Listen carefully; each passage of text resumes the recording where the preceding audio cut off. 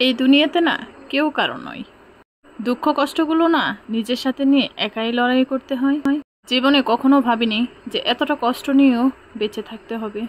বিসমিল্লাহির রহমানির রহিম। আসসালামু আলাইকুম। সকাল সকাল নতুন একটা ব্লগ ভিডিও নিয়ে হাজির হলাম আপনাদের সাথে। আশা করি আমার ভিডিওগুলো আপনাদের কাছে ভালো লাগে।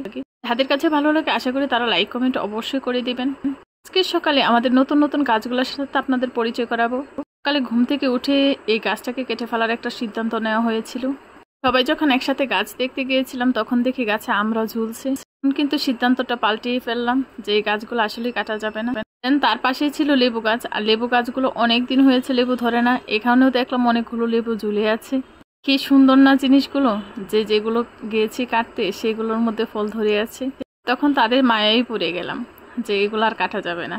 এই গাছগুলো মূলত একেবারে অযত্নের মধ্যে রয়ে গেছে, যেগুলো আমরা কখনোই যত্ন করিনি, এগুলো এমনিতেই হয়েছে। যাই হোক, এই ফলনগুলো দেখে আসলে খুব খুশি হয়েছি।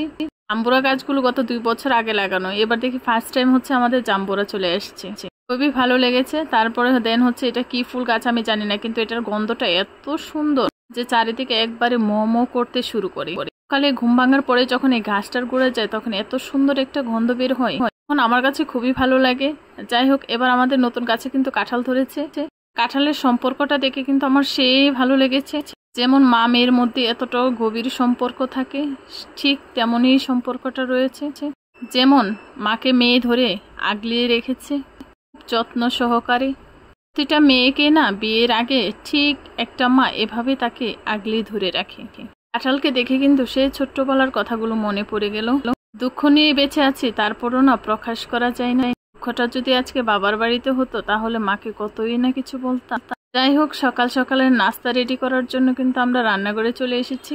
কষা মাংস ছিল, আর এই কষা মাংস দিয়ে কিন্তু আমরা আজকে সকালের নাস্তা রুটি খাবো। যেহেতু আটার রুটি খাবো সেক্ষেত্রে কিন্তু মাংস অনেক ঝুল দেওয়া ঠিক হবে না, জন্য কিন্তু কষা মাংস ছিল গতকালকের রাত্রে, সেগুলো আজকে আমরা নিয়ে আসলাম সকালে নাস্তার জন্য।